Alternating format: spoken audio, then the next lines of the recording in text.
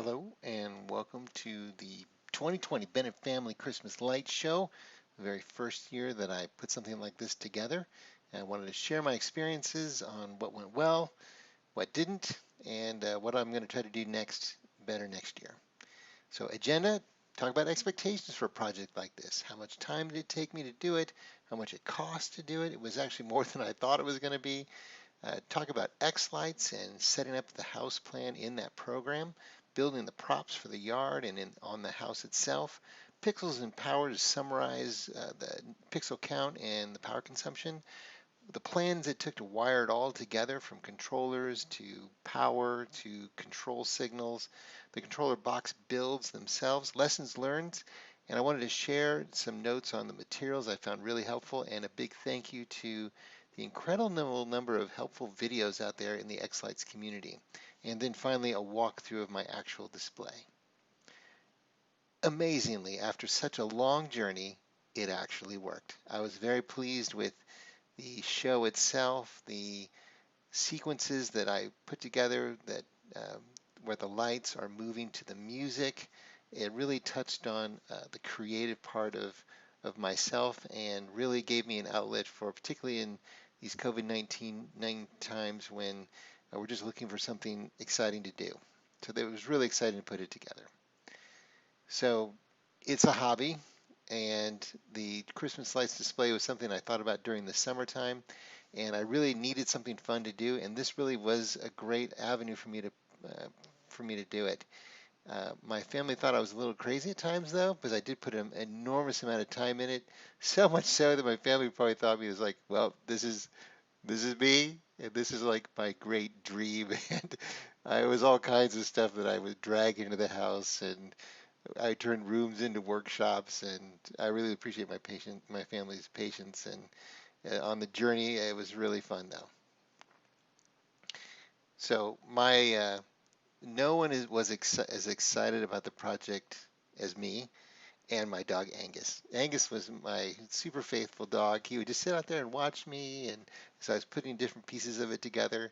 And but I must say though that once the show came together, people were amazed at the music and the lights and found it really encouraging, particularly in times that we're living in now. So I was really blessed to have a chance to put it together. But I must say, it was a long journey, and my dog stuck with me. So when did it all start? So I started in July 14th, 2020. I had been looking at videos all the way through to that point, but that's when I really started putting pen to paper and started building things. And these are the three Christmas trees, large, medium, and small, that I put together based on a video that I saw, which I'll talk about in a little bit. But these were the basic frames that were put together, and then I built each one of these with a soldering iron and 22 gauge wire to put all the pieces together. And these long wires are from Home Depot. So started July 14th, July 29th, took 2 weeks, a lot of weekends, a lot of evenings to get those together. Took most of August off for some other family activities. September, I spent a long time in September working on wireless controllers, Quinn LED and things like that, and those are really great, and I think they will work, but it was frustrating for me to get them together, and I really wanted to have something really, really solid and reliable, so I ended up shifting over to wired controllers. September 27th, I finished all the arches and all the wiring for those things, and I did a system test and got all those pieces ready for the yard.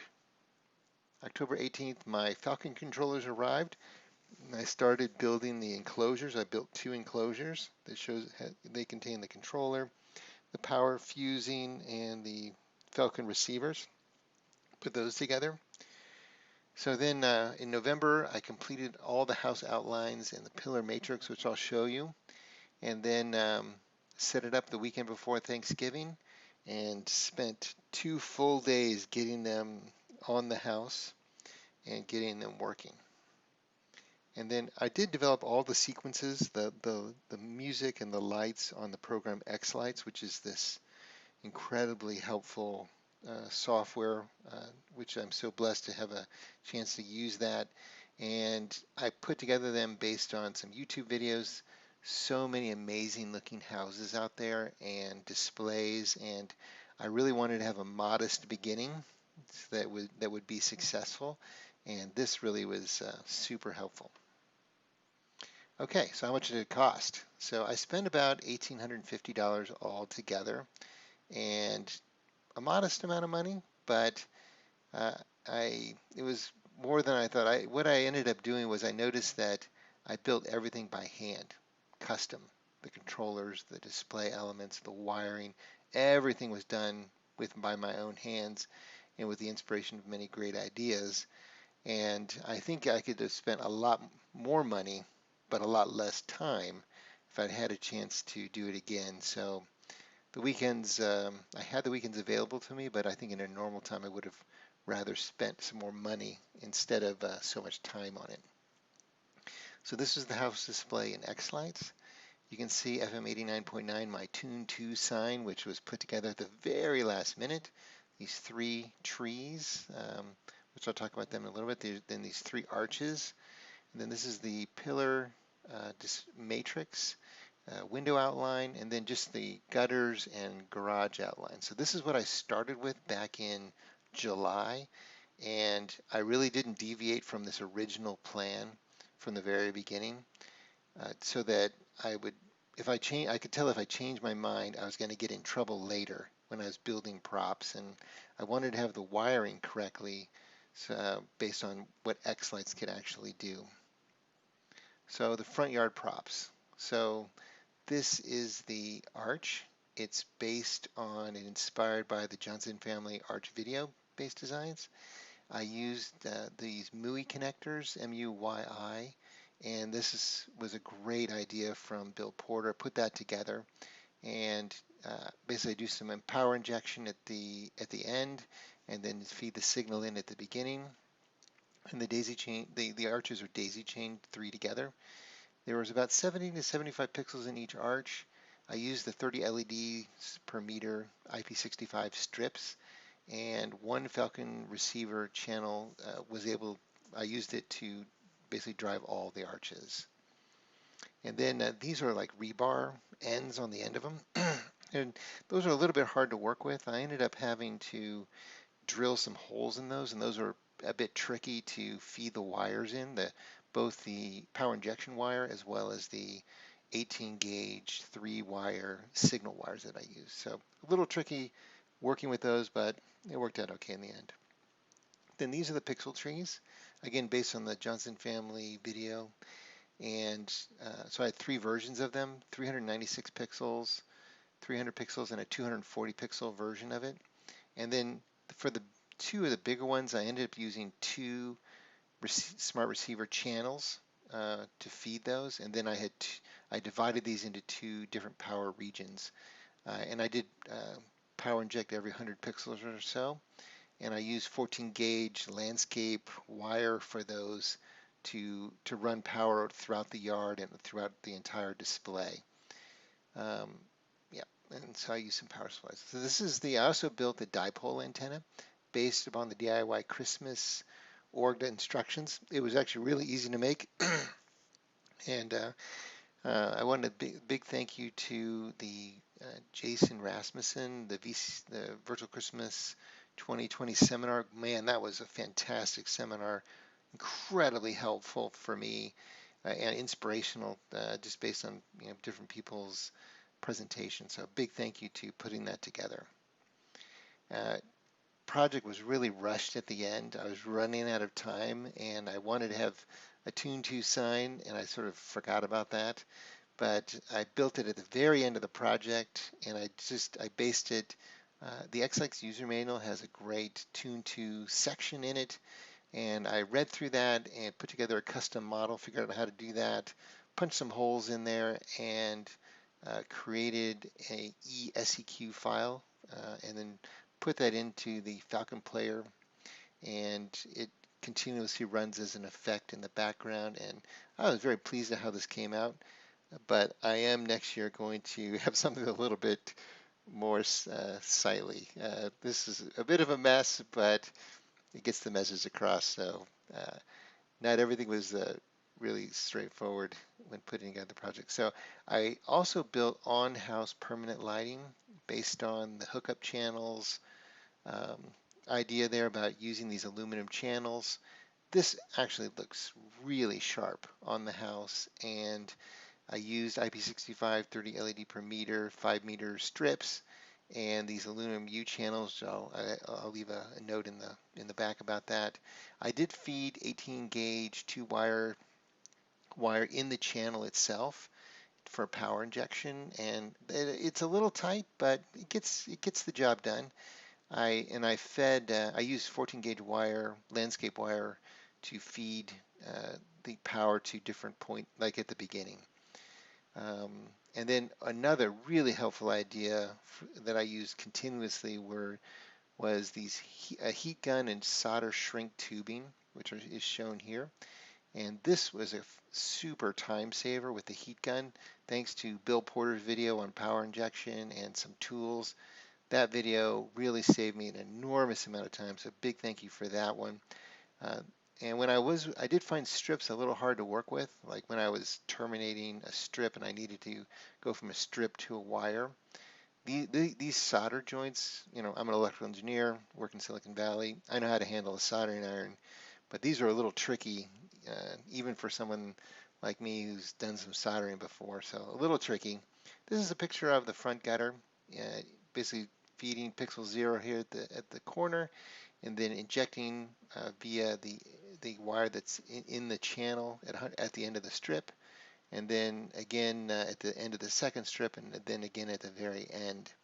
So I did do some very basic voltage drop calculations throughout the project, but at the end of the day, just having those simple rules from the Bill Porter video really was the way to go.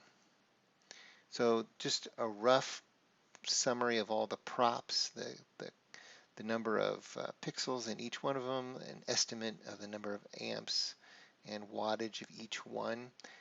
These are really preliminary numbers, and I'm really thinking that because I ended up lowering the brightness quite a bit, I'm at 50% now, but I'm probably going to go to 40% or maybe even lower in the next year, because I really could tell that the props are really bright, and so I probably want to lower the count a little bit. Okay, so inside the Xlights program, there's this really handy visualizer, which I wanted to show a picture of what my display ended up looking like. And so I had an isolated show network, and nothing else was on. I didn't connect it to the home network. And basically, I had in the front yard, I used two smart receiver cards that are daisy chained together. And the first connector carries channels 1 through 4, and so basically I used channel 1A for the first half of the big tree, which had 198 pixels in it. The big tree itself had 2 strings of 198 that were 6 strands per string, and so the big tree is built into 2 smart receiver channels, 1A and 2A. And same thing for the medium tree, but that one has 2 strands of 150 and 6 strands per string. So basically there's 12 total strands in each of these 2 props. And then the small tree had just one 240 pixel long strand that had 12 strands per string. And then the arches, and then the TuneTo sign. And then on the house, similarly, I had one channel in channels 5 through 8. 5A went to the garage gutter, which had 317, the garage outline, the pillar, and then the front side of the house, and then finally on the second smart receiver, the front window, which had 242 pixels. So this just shows the arrangement of how Xlights displays those things in the visualizer. This is a really handy tool and a good reminder of how the different ports and channels are hooked together. I think when I get a bigger display, this will be even more helpful for making sure I can best utilize the Falcon F48 controller. So on the house itself, this just shows how it was put together. So here's one bud box, and it has how the 2 channels, 1A and 1B, are routed to the big tree, 2 channels to the medium tree, 1 channel to the small tree, and finally 1 arch, one channel for the arches. I didn't show the one channel to the TuneTo Sign. And then there's the second bud box had the two additional receivers, one for the window, one for the gutter in the front side here, one for the front gutter, and then one for the garage. And in the garage itself, that's where I had the F48, the router, the Pi, the FM transmitter, and the dipole antenna inside the garage. So this is just a picture of the enclosure, the bud box itself, where I've got the enclosure. Both of the two enclosures are really built the same. There's two 5-volt power supplies, two sets of fuses. They're 6 by 10 amps each, and then the two receivers, and just how I wired it together. It was really quite economical to build it myself, but I did find that it took me, each one of these took about a weekend, or at least a day and a half to build one of these boxes to learn how to do it. All these components sit on an acrylic sheet, and I just screwed each of the components down onto the board, and then just spent a lot of time just wiring all these components together, and then testing it to make sure it was all correct, and learning how to use waterproof glands so that all these connections are done in a waterproof manner. Okay, and then this is a picture of the F48 enclosure. You'll see when I show you a picture of it, it's not this pretty looking, but basically I had a power strip, and then I had some power, regular AC power go from the strip to the router, the strip to the Raspberry Pi, and then I ran the actual display. Each of those bud boxes in the previous slide had AC power to them, so I connected them here into this enclosure as well. The F48 requires 5 volts of power, so does the FM transmitter.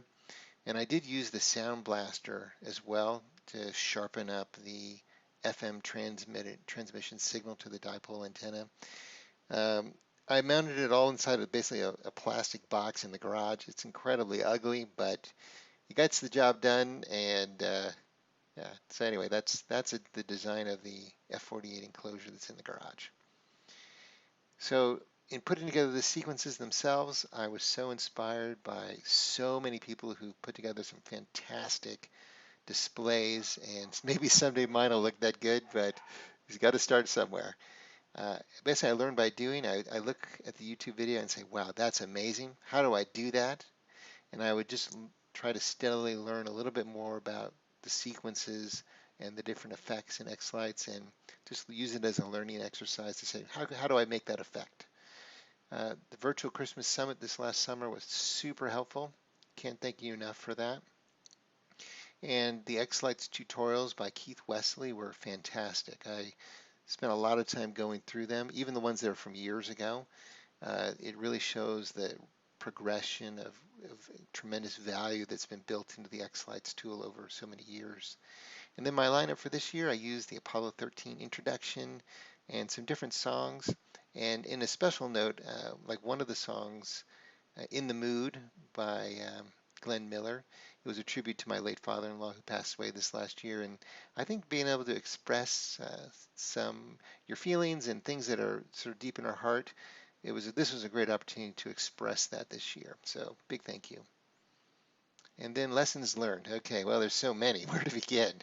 So I decided right off the bat I was going to start with a small show and build it up over time. This is just 2,500 LEDs, and I think it's all I could handle. I can't imagine trying to handle more than that. It was really all that I could do to learn how it worked, and I probably wouldn't have had even this done if it hadn't been for having to spend so much time at home this year because of the pandemic. There's no blueprint for your specific project. I found great inspiration from many of the things that were out there in the YouTube videos, but really I've let myself try to be creative and think of some fun things to add, especially when it came to the musical sequences. I really love those permanent LED lights that were from the hookup channel, and the strips are really hard to work with though. And I am a little concerned about the reliability of the strips over time, but I will see how it goes. I think in the future, I'm going to leave the permanent LEDs up there with the strips, but for the garage outline and other places, I'll probably go from strips to the bullet LEDs for the next year. lesson learned, make sure you stay in sync with your family when you're working on these things. It's an enormous amount of time, and it was a little bit of expensive to get it going. So I did, check in with the family. My dog was always with me, so that was nice. The wireless controllers will work. I just was concerned about the reliability of them working, and after so much effort going into it, I did switch to a wired controller, the Falcon controller in my case. But I think these things do have a really helpful place in some situations. I did build, like I said, the display in Xlights first. Because I had so many custom things, I was very concerned about getting the wiring correctly. So Xlights is quite limited in asymmetric props. If it's not symmetric, like every column has got the same number of LEDs in it. If it gets outside of that, it can't handle that. So uh, making sure that wiring's correct is a I had one incident like that I had to fix. I tested everything, every single little bit, every display element. I tested it in isolation, on the ground, incremental, step by step. I was incredibly methodical in doing that, and nothing went on the house without it being first tested on the ground. And even when I did that, when I did put it up on the house, one or two things broke, and I had to actually fix it on the house. And so when it's up on the house, it's so much more difficult to actually test and fix. And don't be discouraged if your first show doesn't look as good as the shows you see on YouTube. I was really encouraged just to see it working, but I was like, wow, my show's got a long way to go. So anyway, maybe next year I'll also have a sharper looking display because I've got some things I want to add to it for the next year. So I put in here a huge list. I'm not going to go through all these, but different components I bought that were super helpful on the journey. The LED wire, these 3 conductor cables were super. The 14 gauge 2-wire landscape wiring was super helpful. These MUI connectors and the crimping tool that goes with it. And then when you make a mistake, you need an extractor. All the power supplies I use those. The 5-volt power supply, the fuse boxes, these bud boxes that are waterproof. These are working great. I haven't had a rain yet. We'll see if it actually survives the rain, but I'm pretty confident with the bud boxes and the glands, these 50-pack, these cable glands, it's going to be waterproof. So that's looking good. And then the solder seals and the heat gun, both that really saved me a huge amount of time.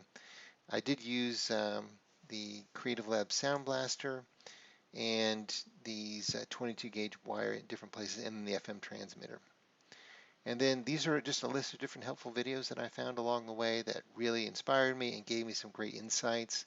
If you do, just grab this text and you can just do a search and find the YouTube video for it. The hookup, these year-round LEDs was great. The FM transmitter from Jason Rasmussen, that was really great this last summer. And then the two videos on how to construct these props. The Xlight user manual has got this, it's like an aggregation of tremendous amount of learning over many years. Very helpful, and I read big sections of that document, particularly when I was trying to make an effect work. So that was really good. And then the Falcon player, how to set up a Falcon player on a Raspberry Pi, that's great. And then the dipole antenna, and then really the power injection and how to handle power, that was very helpful. Okay, and then I'll add to this video, these are different, I'll do a quick walkthrough of the display. All right, this is a walkthrough of my first year Xlights Christmas display. FM 89.9 was my number. I created 3 Christmas trees, 3 arches, and I did a house outline on the upper gutter, around the window, on the side, the front gutter, and around the front garage. So I tried to keep it pretty simple this first year after looking at all the wisdom online from those who have built this before.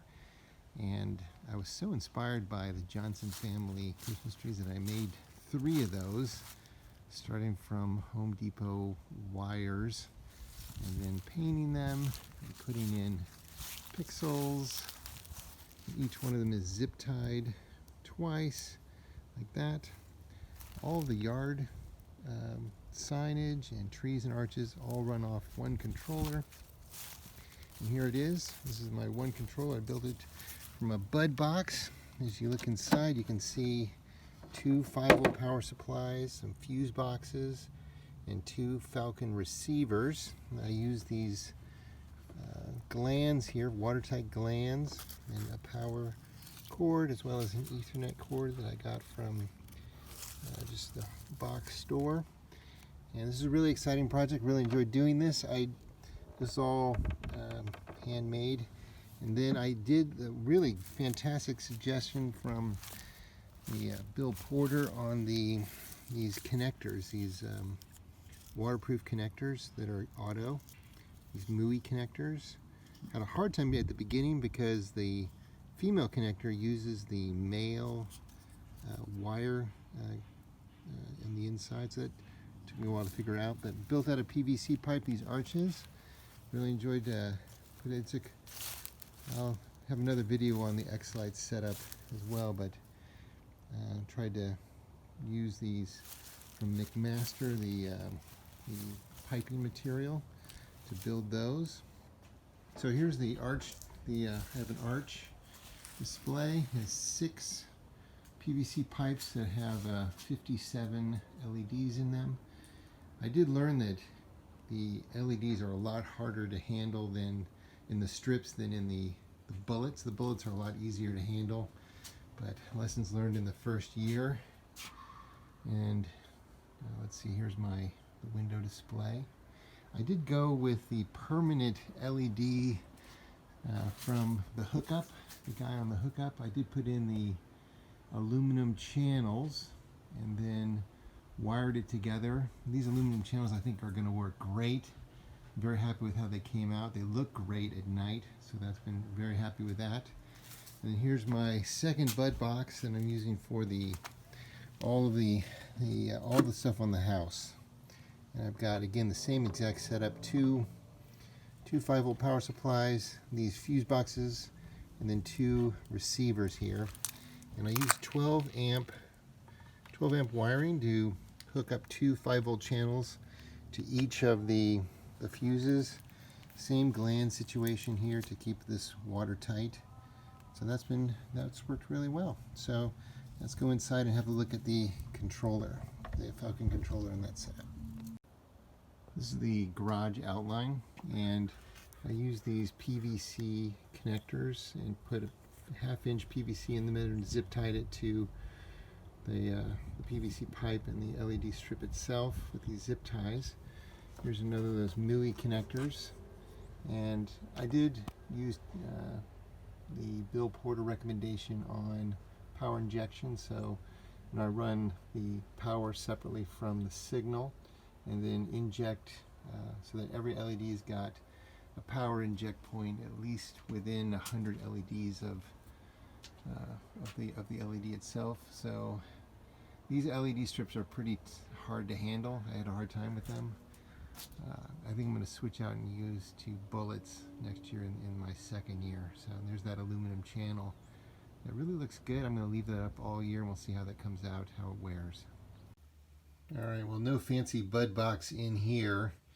This is where the show network is. So I have a dedicated wireless router, but I'm not using any of the wireless function. I'm just sticking with it as a wired router. And to it, I've connected a Raspberry Pi here in this bucket. Completely ran out of time this year to get this all done. But here's the Raspberry Pi. Here's a 5-volt power supply that's used to power the Falcon, the F48 Falcon controller down there. I'm only using 2 of the channels this year, channel 1 through 4 and 5 through 8 this year. But hopefully we'll grow as we go. And with the Falcon Pi, with the FPP running on the Pi, use the audio output from that, and then it goes over here to this little FM transmitter that I picked off of eBay. And I'm using the line in the Rasmussen video on audio from the virtual Christmas summit. Was super helpful on learning how audio works. And so anyway, I built that, and then I also am using that dipole antenna as well. It's just stuck off here in the corners, my little dipole antenna, which I built from the Australia, the instructions from that. So that's been working great. FM 89.9 has been great. So it's not pretty, it's pretty ugly, but it does the job. And so anyway,